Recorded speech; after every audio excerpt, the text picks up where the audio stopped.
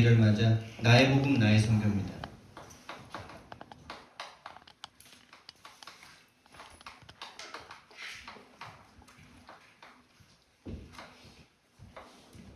복음이 있는 사람은 모두가 선교사들입니다. 복음이 없는 사람들은 다 선교 대상자들입니다. 특히 기독교라는 이름을 가지고 교회를 다니고 있지만은 종교생활 가운데 고통하는 자들에게 우리가 복음을 또 전해야 될 줄 믿습니다. 오늘 읽었던 이 성경 말씀의 주인공이 바로 그런 사람입니다.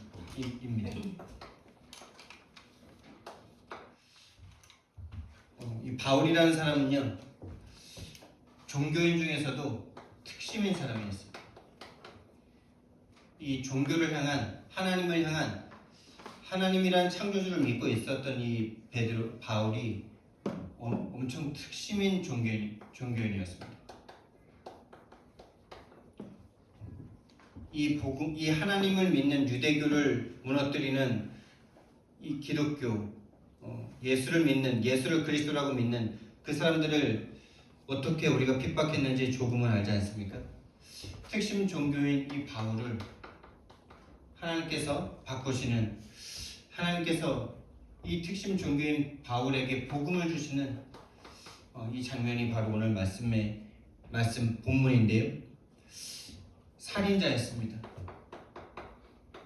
그래서 슈퍼북이라는 어린이 그 성경 만화 보면은 아나니아라는 그 제자가 하나님께서 아나니아에게 바울에게 가서 복음을 전하라고 하나님의 말씀을 전하라고 했을 때 막 이렇게 약간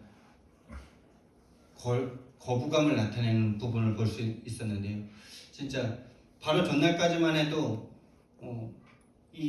지금 예수님 믿는 사람들이 막 일어나고 있었는데 그 사람들을 막 잡아 가두려고, 실제로 그들을 잡아 가둔다는 그거는 한 인생이 거의 끝나는 그런 절체절명의 순간을 맞이하는 거죠. 본인과 함께 있었던 그 믿음의 친구들, 믿음의 교우들, 또 자기 친척일 수도 있고 형제일 수도 있었던 사람들이 잡아 가두키면서 어마어마한 고난을 당하는 것을 다 본 사람들 아닙니까? 그런 핍박자였습니다. 박해자. 근데 이 사람은 이렇게 할 수밖에 없는 방황 중이었던 거죠. 살인자였고 핍박자였고 박해자였던 이 바울을 예수님이 찾아오신 거죠. 하나님이 찾아오신 거죠. 바울이 찾아간 게 아니고요, 하나님이 찾아오신 거예요. 예수 그리스도가 직접 나타나셨죠. 그러면서 오히려 예수님을 믿는 사람들을 잡아 가두고 죽였던 그 스데반을 죽이는 그걸 시점으로 해서 기독교를, 이 예수 그리스도를 믿는 자들을 잡아 가두고 죽였던 이 살인자 바울을 예수 그리스도께서 직접 나타나셔서 나는 네가 박해하는 예수다 이렇게 말씀하셨죠. 그러면서 이 바울은 그 다메섹 도상에서 복음을 딱 만나게 됩니다. 이 바울이 받았던 이 복음, 바울이 만난 이 복음은 좀 특별하겠죠. 워낙에 반대쪽으로 쭉 가다가 복음을 만나게 됐으니까. 이 복음을 예수님이, 하나님이 주시면서 사명 또한 주십니다. 여러분, 우리가 복음을 받는다는 것은 그냥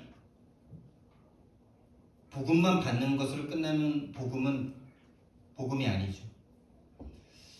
복음이라는 것은 인생 전체를 바꾸는 복음이기 때문에 당연히 그에 따르는 삶이 나와지는 거죠. 정말 복음을 만났는데 과거에 생각하던 그대로, 과거에 추구하던 그대로를 살아간다? 그런 일은 있을 수가 없는 거죠.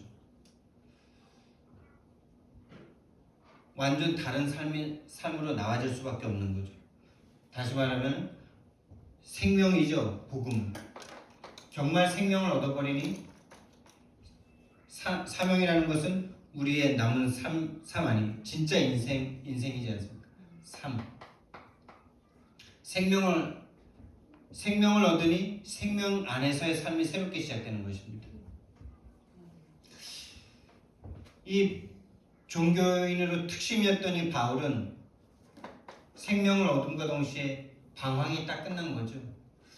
어마어마한 방황이었던 거죠.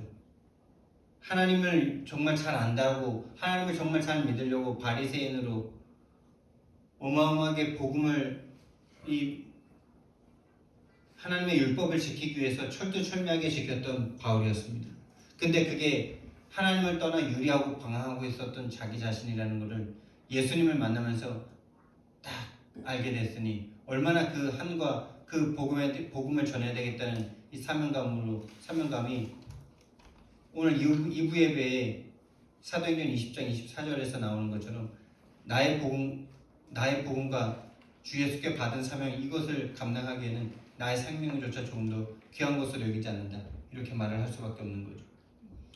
방황이었던 거죠. 다시 말하면 하나님을 떠나서 하나님을 만났다고, 하나님을 자기가 잘 믿는다고 생각했는데 결국 복음 없이 하나님 만날 수 없는 상태 속에서 유리하고 방황하고 있던 거죠. 유리하고 방황하는 거죠. 하나님을 잘 믿겠다고 최선을 다한 그것이 오히려 방황이었던 거예요.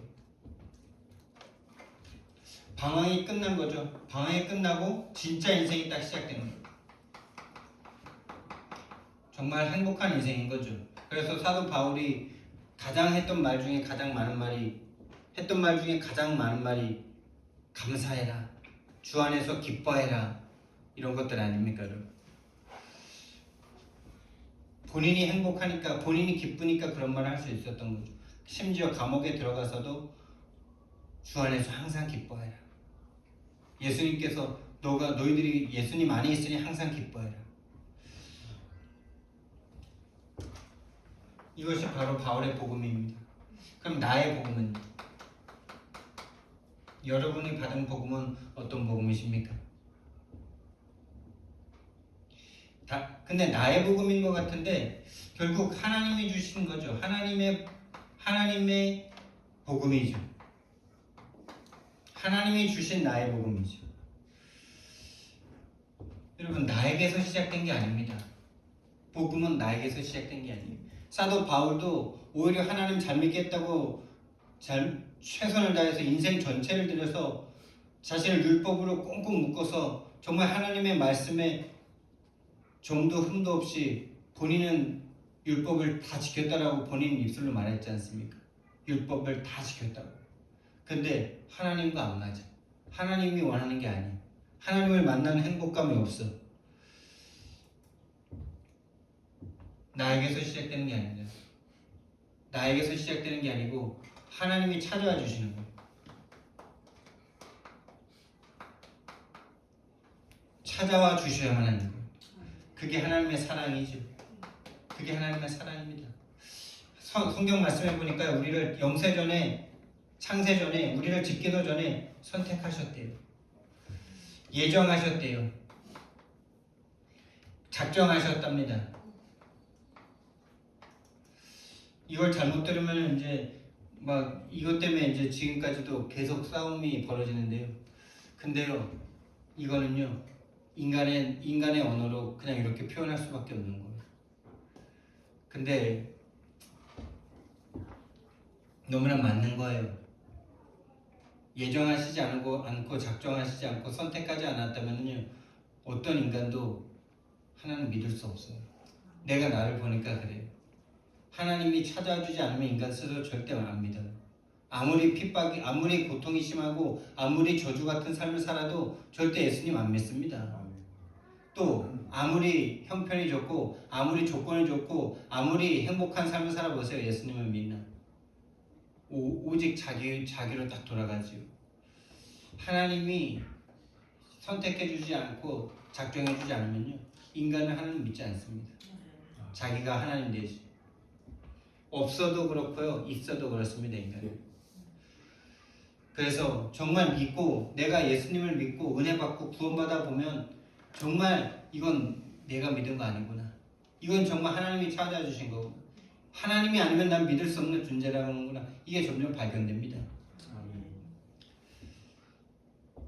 하나님이 섭리하시죠. 작정한 사람에게, 예정한 사람에게.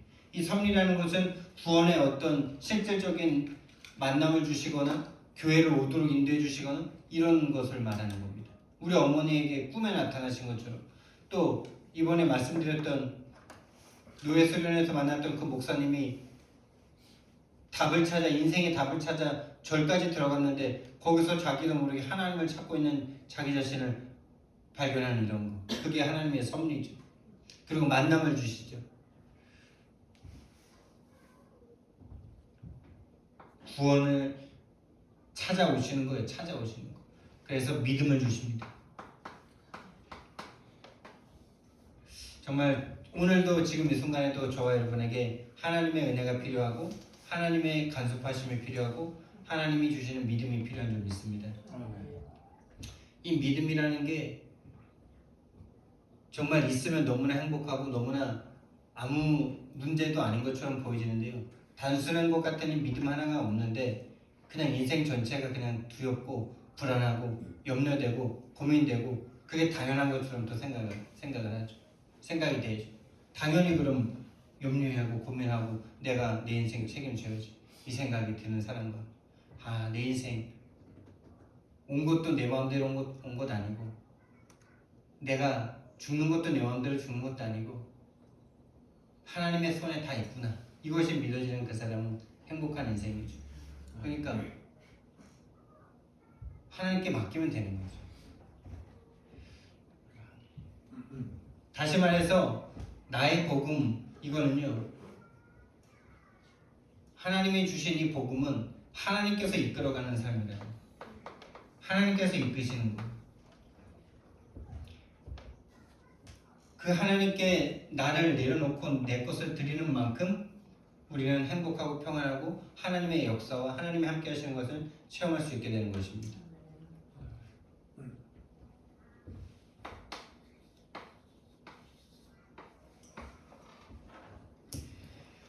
그래서 복음은요, 우리가 받은 이 복음은 생명입니다. 처음 여러분들이 복음을 듣고 반응했을 때를 한번 생각을 해보세요. 정말 복음을 듣고 반응했다는 그 기준은 내가 어찌할 수 없는 내 죄를 하나님이신 예수님께서 오셔서 죽으심으로 그 피값으로 말미암아 나를 사해 주셨구나라는 것이 인격적으로 인정된 그 순간을 말하는 거예요. 그 순간이 없었다면 그 순간이 꼭 반드시 있으셔야만 하는 거예요. 그게 우리가 드릴 영적 예배예요. 내가 죄인이라는 게 한 번도 하나님 앞에 고백된 적이 없다면 고백하셔야 돼요. 고백되어질 수밖에 없는 거예요.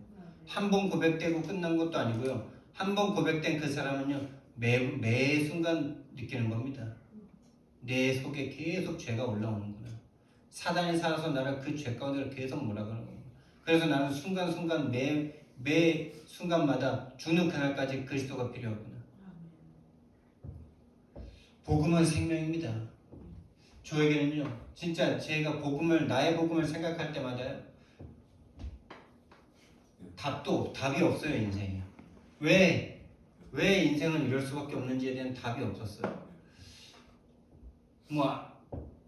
답도 없고 해답도 없어요. 같은 말인 것 같은데 약간 다르죠.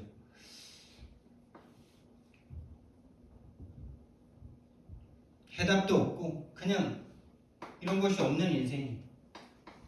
인생 자체가 그냥 뭔가 답이 없어. 그냥 이렇게 살면 너무나 안 될 것 같아. 그냥 소망도 없고 행복이 없어. 그냥 어렸을 때 생각해보면 딱 이래요. 인생 참 답도 없고 왜 저럴 수밖에 없는지, 왜 인간들은 저럴 수밖에 없는지. 불신자 세계 속에 있을 때 참 이런 거 많이 느꼈어. 이거는 구원받고 사회생활 하면서도 많이 느꼈던 거예요. 인간들이 얼마나 참 이렇게 돈이 많은 세계는 경험을 못 해봤는데 그냥 이렇게 회사 다니면서 회사 안에서 일어나는 그런 작은 일들, 자기 것을 위해서 언제든지 상대를 모함하고 그럴 수 있는 인간들이라는 것을 볼 때마다 정말 얼마나 좀 마음이 싸늘하고 좀 그랬는지 몰라요. 불신자들과 함께 학교를 다니고 불신자들과 함께 군대 생활을 하고 불신자들과 함께 사회생활을 하면서 얼마나 그 불신자들이 인간 이하 같은지. 그런 거 좋을 땐 좋아. 좋을 땐 서로 마음이 통하고 좋을 땐 좋아.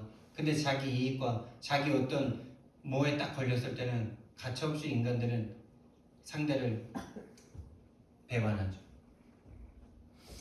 그런 인간들을 볼 때마다 참 이랬어요. 뭔가 야, 이런 세상에 살아야 되나 이런 생각을 좀 많이 했던 것 같아요. 마음이 좀 여린 거죠, 제가. 마음이 좀 여리고 순박한 거죠. 인간들 다 그래. 나도 더 그래야지 막 이렇게 살아도 되는데 그럼 그게 막 싫은 그런 좀 체질이었던 것 같아요. 그런 인간들이 너무 싫어. 그리고 저주와 나는 착하게 살고 싶은데 착하게 살면 오히려 이런 게 더 오는 것 같아. 착하고 순박하게 살면은 이런 것들이 막 원하지 않는데 막 사고 나고 뭐 사기 당하고 뭐 오히려 더 가난해지고 뭐 다른 사람 뒤통수 치고 사기치는 사람들은 뭔가 좀 위로 올라가는 것 같고 그러니 막 나는 이렇게 되고 여기에서 뭐 같은 말일 수도 있는데 이유를 모르겠어. 원인을 모르겠어. 이거를 인간에게서 찾으니 이 이유를 이럴 수밖에 없는 이유를 인간에게서 찾으니 어떻게 돼요? 제 마음속에서는 계속 인간을 죽이고 싶은 마음이 계속 올라오는 거예요. 원인이 이거라면 진짜 다 죽이고 내가 승리해야 되는 거 아니에요? 뭐 실제 죽이는 것 말고라도 내가 진짜 다른 사람 다 밟고 올라가서 위에 올라가야 행복한 거 아니에요? 인간 삶이 인간이 진짜 원인이라면 살인을 직접 하진 않았지만 살인의 마음이 얼마나 계속 올라오는지 특히 군대에서 막 내가 후임들이 오히려 착한 선임을 이용하는 이런 걸 막 느낄 때마다 막 또 부모님의 문제를 부모님이라고 생각하면은 얼마나 막 어머니 아버지가 이혼했으면 좋겠고 막 따로 살았으면 좋겠고 막 그런 생각이 올라왔었는지 그런 게 다 살인은 아닙니까? 그게 진짜 심각해지고 아무도 보는 거 없으면 다 그런 쪽으로 가는 거 아닙니까? 부모님 탓이라고 생각하니까 그 인간 탓이라고 생각하니까 살인밖에 할 수가 없어요. 그러니까 죽이는 생각밖에 없어요. 앞에서는 살살 되면서 뒤에서는 결국에는 그 사람을 무너뜨리고 위한 그런 계획을 세울 수밖에 없어요. 그런 저에게 하나님이 어느 날 찾아오셨어요. 어느 날이었어요. 어느 날 나는 알았네요. 어느 날 하나님이 찾아오셨어요. 내가 찾아간 거 아니에요. 나는 고통밖에 없었어요. 어느 날 하나님이 찾아오셔서 알게 하신 게 있어요. 그것이 인간의 문제가 아니라는 거죠. 인간의 근본 문제를 알게 하셨어요. 인간이 그럴 수밖에 없는 이유가 원래 창조하신 하나님을 떠난 그 문제다. 하나님을 떠난 그 죄 가운데 인간이 들어가 있고 사단이라는 존재에게 완전히 장악된 상태이기 때문에 모든 인간이 그럴 수밖에 없다는 것을 하나님께서 나에게 알게 하셨어요. 그러니까 사람들이 이해가 되더라고요. 아, 우리 아버지가 저럴 수밖에 없는 게 참된 행복의 근원인 하나님을 잃어버렸구나. 그래서 저럴 수밖에 없구나. 그러니 인간을 살인하는 게 아니라 살리게 되죠. 이제. 생각에서부터 그 사람을 향한 기도가 이제 되는 거예요. 저 사람이 저러는 게 저 인간 때문에 저 인간이 악해서 그렇다라고 말하면 그 악을 없애야 되는 거 아닙니까? 근데 그럴 수밖에 없구나. 하나님을 떠나 죄와 사단에게 잡혀서 그럴 수밖에 없구나. 그럼 저분도 피해자구나 라는 게 보여지니 진짜 이제 사람을 살릴 수 있는 상태로 가는 거죠. 사단에게 완전 장악돼서 노예된 인간이구나, 포로된 인간이구나, 종된 인간이구나 이것이 보여지니까 너무나 불쌍해 보이는 거죠. 궁휼하게 여겨지는 거죠. 여기서 나 또한 이 속에 있음으로 인해서 계속 살인의 마음이 올라오는 나 자신을 보게 하시는 거죠. 그래서 여기서 해방하시려고 예수님이 그리스도로 이 땅에 성육신하시고 오셔서 십자가 지시고 부활하심으로 모든 구원을 이루신 것을 어느 날 믿게 됐어요. 그리스도로 오셔서 왕으로 사단의 권세를 깨뜨리시고 제사장으로 죄의 권세를 깨뜨리시고 선지자로 지옥의 권세를 깨뜨리시고 거기서 나를 구원하신, 그래서 모든 문제를 해결하신 그리스도를 딱 만나게 됐죠.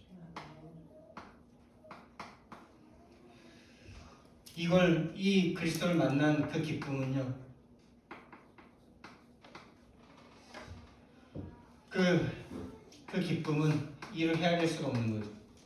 인생이 다른 사람을 죽일 만큼 마음이 갖고 있는 사람이 정말 행복하겠어요? 다른 사람 다 죽이는 그 사람은 행복할까요? 그렇죠. 나 자신도 이미 죽이고 있는 거죠. 나 자신도 이미 그 고통 속에 있기 때문인 거죠. 거기서 내가 구원받았습니다. 얼마나 행복하고 감사하든지, 얼마나 행복하고 감사하든지, 답이 없는 인생에 답을 찾게 됐어요. 그래서 그 노예 수련회에서 만난 그분의 그 기쁨이 저에게도 그날 밤에 너무나 가슴에 쫙 오더라고요. 야, 그래, 이분이 구원의 길을 들었을 때 너무나 충격을 받아가지고 진짜 고개를 묻들고 그랬던 그분의 그 가슴에 주셨던 그 기쁨을 함께 느끼니까 얼마나 감사한지. 근데 이분이 40년 동안 불신자로 건달 생활 속에서 막 있다 보니까 그 체질이 조금 치유받아야 되는 그런 과정 속에 있는데 하나님이 만나게 하실 거라는 생각을 하고 있습니다. 하나님께서 이 흐름 가운데로 인도하실 거라는 생각을 그때 했어요. 다시 말하면 영접이죠. 예수님을 영접하게 되는 거죠. 나의 구세주를 믿게 되는 거죠. 내 죄 때문에 하나님이 대신 죽어주셨다는, 모든 인류는 죄 가운데 빠져 사단에게 종된 인간이기 때문에 하나님이 오셔서 그 죄의 권세, 사단의 권세 해결하지 않으면 안 되는데 이미 해결하시고 구원의 길을 열어놓으셨다는 사실을 교회 다니면서도 초등학교 6학년 때 알았고 다락방 만나고 이 흐름을 만나면서 더 명확해지는 거죠. 지금도 사단이 계속 거짓말로 이것만 모르도록 속이는 거죠. 왜 그 인간이 그럴 수밖에 없는지만 모르게 만드는 거죠. 여러분이 이렇게 복음을 듣고 나서도 저와 여러분이 똑같이 막 이렇게 막 비상식적으로 그런 인간들 보면 당장 속잖아요. 당장 속아버리잖아요. 보는 앞에서 이미 감정이 동화돼 버리잖아요. 그래서 여정이 필요한 겁니다.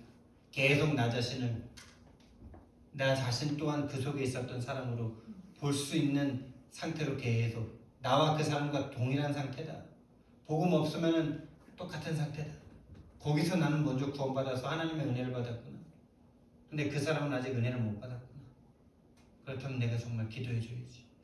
정말 저와 여러분이 다른 사람에게까지 복음을 증거할 수 있는, 현장에 동화되지 않는 증인이 되기를 예수님 이름으로 축원드립니다. 아멘. 그래서 계속 우리는 복음이 나에게 적용이 돼야 됩니다. 그래서 예수님을 영접한 그 순간 귀신의 역사, 우리 집안의 역사였던 귀신의 역사, 내 생각과 모함을 속이는 사탄의 역사 끝났습니다. 끝났는데 계속되고 있어요. 이게 비밀인데, 복음도 우리의 모든 문제를 끝냈지만 아직의 여정이 있는 것처럼 사단의 역사가 끝났는데 죽는 그날까지 역사는 하고 있어요. 이게 참 알다가도 모르겠는데 알겠죠. 이게 끝났는데 더 이상 사단에게 속아도 우리는 지옥 안 갈 만큼 끝난 신분이 됐는데 상태적으로 속는단 말이에요. 그래서 구원의 축복, 자녀의 축복을 못 누리게 만든다는 말이죠. 속으면. 속아도 이제 우리는 지옥 절대 못 가죠. 속을 수 있죠. 자녀가 됐어도. 근데 지옥은 절대 못 가는 거예요. 근데 그래서 이 여정 가운데 싸움 속에서 승리케 하셔서 이제 전도할 수 있는 인생으로 하나님께서 만드시는 줄 믿습니다. 이렇게 되니까 어떻게 됩니까, 여러분? 현장에 증거가 나오죠. 다시 말하면 내 삶의 현장인데 그것을 오현장이라고 그러죠. 오현장에 증거가 나오더라고요. 일단 나 자신이 너무나 행복해. 어제 어쩌다가 이제 옛날 사진을 봤는데 그 옛날 사진이 제가 신학교 다닐 때 사진이었거든요. 근데 우리 사모님이 사진을 보더니만 헉 하시더라고요. 너무 험상 같다고 막 너무 뭐 범죄자 같다고. 제가 신학교 1학년 때 천사 같았는데 2학년, 3학년, 4학년 되면서 막 방황하니까 제가 1학년 때는 진짜 다락방 복음 충격받고 막 은혜로 막 이렇게 주일종으로 갔을 때 너무 행복했는데 그때 지금 제가 이렇게 제 그때를 되돌아보면요, 이 다락방 복음이 정확하게 뭔지도 모르고 그냥 또 한 번 은혜 받은 걸로 제가 생각을 한 거예요. 그러니까 초등학교 6학년 때 은혜 크게 받고 대학교 때 CCC에서 은혜 또 받으면서 그런 것 중에 하나가 찾아온 것으로 생각한 거예요. 그러니까 수련회 한 번 가도 은혜 받잖아요. 그런 거 정도로 생각했던 거예요. 그러면서 과거의 신앙생활 열심히 했을 때 그 열심으로 다락방 만났을 때의 신앙생활을 그렇게 쫙 가져간 거예요. 그게 제 신학교 7년이었던 것 같아요. 그러니까 어떻게 됩니까, 여러분? 방법이 이미 틀려버리니 과거에 종교생활 할 때 열심히 특심히 은혜 받았을 때 했던 그 행동으로 하니 그게 종교인의 삶인데 그렇게 하니 맞아요, 안 맞아요? 안 맞잖아요. 근데 왜 안 맞는지도 몰라. 그게 정상 그렇게 해야 되는 건 줄 알아. 아니, 당연히 열심히 하고 최선을 다하고 하나님께 영광 돌려야 되는, 하나님이 이끌어가는 이 신앙이 아니라 여전히 옛날의 종교생활에서 내가 열심히 해서 하나님이 나를 축복해주는 이 종교생활로 딱 간 거였죠. 신학교 다니면서. 그러니까 열심히 하면 할수록 어떻게 돼요? 나는 갈급해. 바울이 열심히 하면 할수록 어떻게 돼요? 죽을 만큼 방황하는 거예요. 다른 사람을 다 죽일 만큼 방황이 심해지는 거예요. 본인이 열심히 하는 만큼. 여러분, 정말 나의 복음, 나의 선교 찾으시기 바랍니다. 나의 복음은 해방입니다. 내가 열심히 한다고 되고 내가 열심히 안 한다고 안 되는 그런 세계의 복음이 아니에요. 정말 그게 저에게도 하나님께서 이제 체험시켜 주실 줄 믿습니다. 그 지금까지의 모든 삶이 내가 최선을 다해서 나와지는 결과물로 살아왔어요. 근데 복음은 그게 아니에요. 복음은 내가 붙잡기만 했는데 하나님이 하시는 거예요. 내가 깨닫기만 했는데 하나님께서 하시는 거예요. 내가 행복해지더라고요. 내가 너무 행복해져. 내가 너무 기뻐지는 거죠. 내가 인생에 답이 딱 와지는 거죠. 아, 답이 있으니 문제가 있어도 괜찮아. 그냥 나 자신이 변화가 되는 거예요. 그러니 만나는 사람들에게 보여질 수밖에 없는 거죠. 그들이 질문할 수밖에 없는 거죠. 너 왜 이렇게 달라졌어? 그들에게 답을 주는 거죠. 내가 만난 복음. 나 예수님 만나서 너도 예수님 만나. 당연히 가정이 복음화되죠. 제자화되죠. 그 증거로 우리 가문이 두 아들이 주의 종이 되지 않았습니까? 그분들이 올바른 복음서로 들어오는 것 기도하고 있고요. 하나님의 뜻이라면 하나님께서 하실 것입니다. 네 번째, 업을 통해서, 다시 말하면 기능을 통해서 계속 불신자들과의 만남에 세상과의 통로가 되고, 또 반대쪽으로는요, 이 복음을 계속 지속할 수 있는 경제라는 게 있어야 되잖아요. 이 세상에서 살아가는 동안에는 어쨌든 경제가 있어야 되잖아요. 불신자들을 만나서 살리는 통로도 되고, 내 삶을 지속할 수 있는 통로도 되고, 모든 통로가 되는 거죠.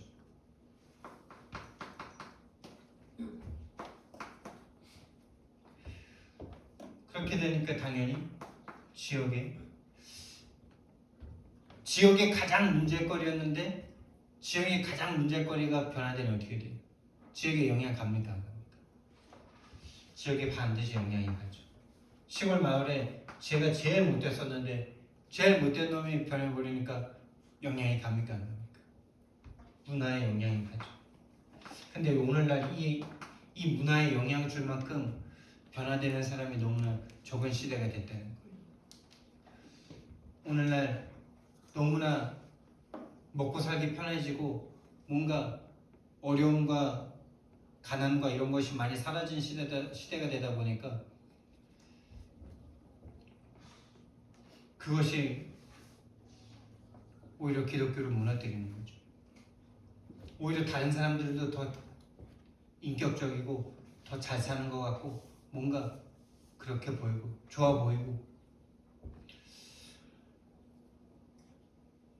그래서 정말 복음이 생명으로 들어오면요 이 다섯 현장의 증거가 오는 것은 당연한 것이죠. 그래서 가장 중요한 것이 이것이라는 사실, 내가 복음으로 변화되는 것.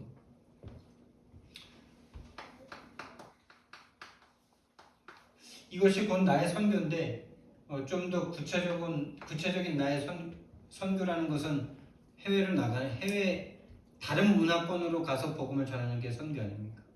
그래서 뭐 그냥 한번 적어봤어요. 하나님께서 나를 어느 선교 현장으로 보내셨는가? 가장 먼저 간 곳이 일본이더라고요. 대학교 때 뭣도 모르고 그냥 뭐 CCC에서 선교 가자니까 제 마음은 그때 해외 한번 가보자는 마음으로 해외 한 번도 못 가봤는데 내가 태어나가지고 한 번도 못 가봤는데 선교 가면서 해외 가면 좋겠다. 약간 이렇게 막 섞인 마음으로 막 그렇게 일본 선교 현장을 처음으로 따라가봤어요. 가서 이렇게 막 일본어로 된 사용리 가지고 복음도 전해보고 그리고 하나님께서 또 청년 시절에 교회를 통해서 중국을 가게 해주셨어요. 중국에 한 일주일 넘게 가면서 중국어요. 그때 참 IVF라는 이 선교단체에 계신 형님들이 우리 교회 이제 대거 좀 포진하고 있었어요. 그분들은 이제 연구 막 이런 지식인 복음화 막 이런 거 꿈꾸고 그래서 막 가기 전부터 막 한 달 전부터 막 중국어 막 공부하고 중국어를 복음 전하는 거 막 하고 철두철미하게 해서 막 가고 막 네 그때 정말 마음이 뜨거웠던 것 같아요. 그래서 가서 그때 만났던 한 남자애가 있어요. 남경대학교에 가가지고 복음을 전했는데 이 친구들이 예수님 영접하고 그 다음날 우리에게 음식도 대접하고 그 다음에는 또 우리가 한국 음식 대접한다고 걔는 몇 명 불러가지고 같이 하고 그리고 한국에 왔는데 연락이 돼가지고 자기가 한국에 화장품을 수입해가지고 뭐 팔고 싶은데 나보고 도와달라고 언어가 안 돼가지고 못했는데 윙슈팡이라고 지금도 생각이 나요. 그 친구들이 우리가 복음 전해주고 다음날 우리한테 음식 대접하겠다고 갔는데 뭘 대접했냐? 귀한 음식이라고 취두부를 대접한 거예요. 진짜 식탁에서 나오는 그 변 냄새. 뭔 냄새야 막 이러고 그 두부 냄새다.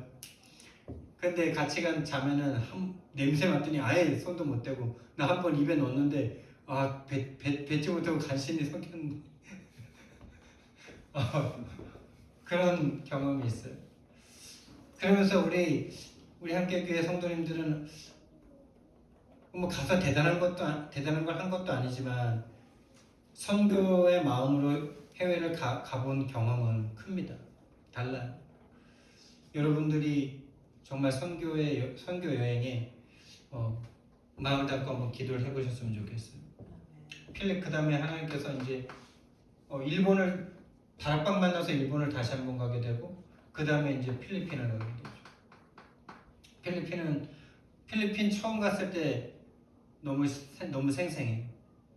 박규진 목사님이 가자 그러셔가지고 지금 갈 때 아닌데 이런 생각하다가 그래도 선교는 하나님 기뻐하시는 거니까 가봐야 되겠다고 갔는데 참 너무 재밌게도 하나님께서 여러분 그때 이제 처음으로 개척하고 처음으로 가는 필리핀 여행이었잖아요. 너무 하나님께서 이렇게 인도하신다는 게 너무 보여지는 그런 시간들이었어요.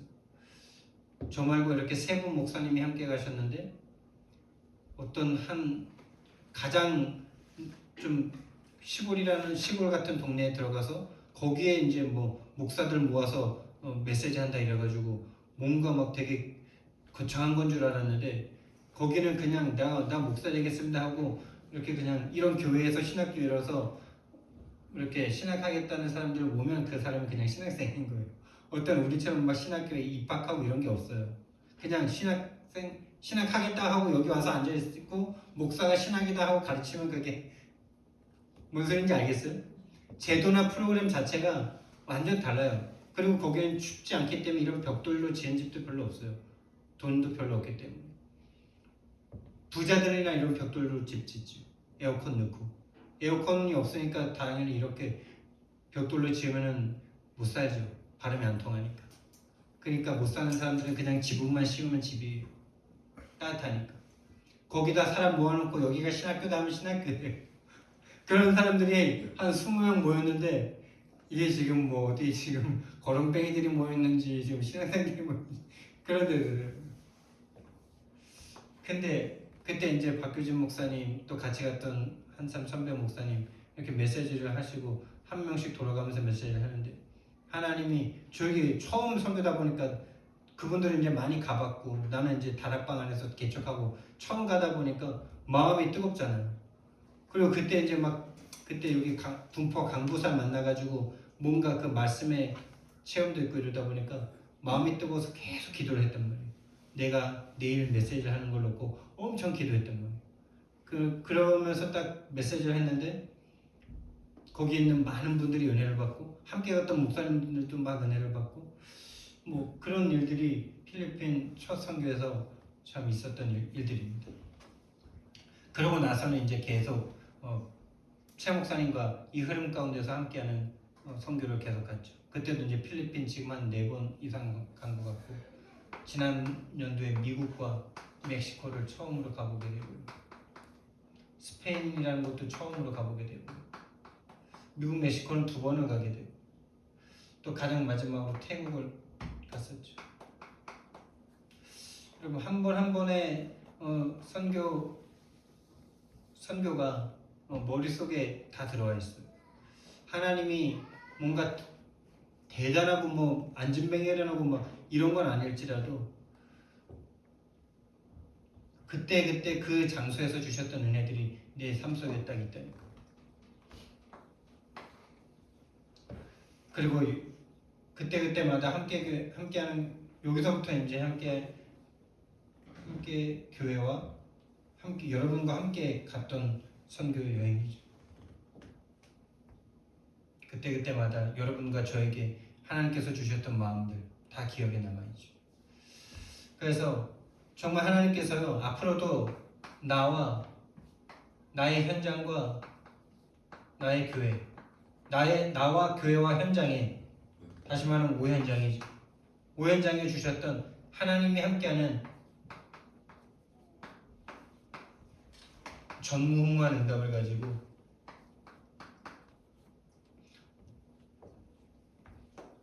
2, 3, 7, 5천 정도까지 가게 하실 줄 믿습니다. 계속 이건 진행 중인 거예요.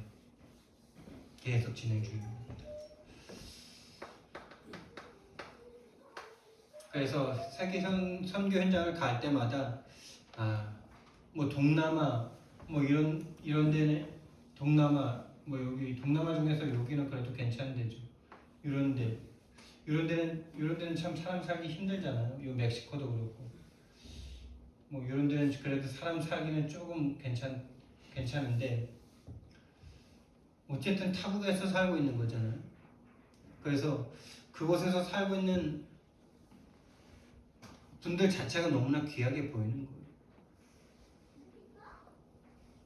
그건 하나님이 그 마음을 주신 거예요. 억지로 가라면 가겠습니까? 그 마음에 하나님이 사모하는 마음과 가고자 하는 마음을 주시는데 그걸 거부할 수가 없는 그 마음을 주셨더라고요. 다들 모든 선교사님들에게. 그래서 선교사님들이 너무나 귀한 거예요. 그분들이 어떻게 사역하냐 그거는요 하나님께서 하시는 거고요. 그래서 저와 여러분은요 나의 복음을 정말 정리하셔야 돼요. 구원 이전과 구원 이후. 내가 정말 해방받기 이전과 해방받은 이후. 복음을 그리스도를 만나기 이전과 그리스도를 만난 이후. 한번 정리해 보세요. 그걸 정리하는 것 자체가 기도의 시간입니다. 그리고 이제는요, 우리는 행복한 인생인데요. 뭐가 행복한 인생이냐? 이제는 우리가 내가 살아가는 인생이 아니라요, 복음이 나를 이끌어가는 인생이 된 거예요.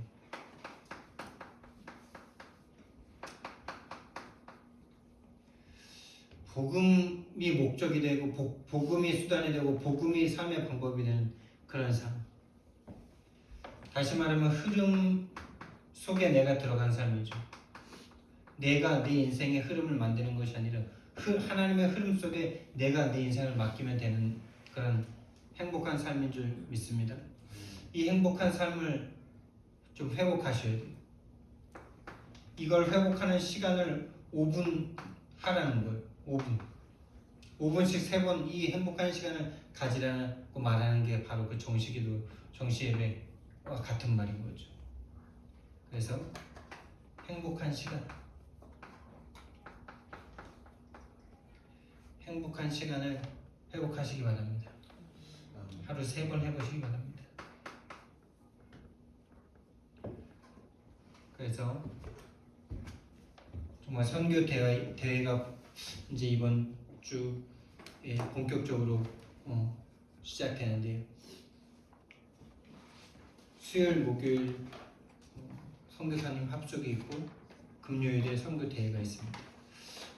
함께 기도하시면서 나의 선교를 생각하고 나의 선교를 계획해보는 그런 한 주간 되기를 예수님 이름으로 축원드립니다. 사랑의 하나님, 은혜와 사랑을 너무나 감사를 드립니다. 정말 하나님, 인생에 답이 없어 유리하고 방황할 수밖에 없는 인생을 하나님께서 긍휼히 여기시고 은혜 주셔서 이 자리에 있게 하심을, 이 자리에서 예배할 수 있게 하심을 너무나 감사를 드립니다. 하나님, 정말 이제는 하나님이 함께하는 그 전무후무한 증거를 가지고 2, 3, 7, 5천 종족까지 가서 증거하고 살릴 수 있는 그런 인생 되도록 주님 축복하여 주시옵소서.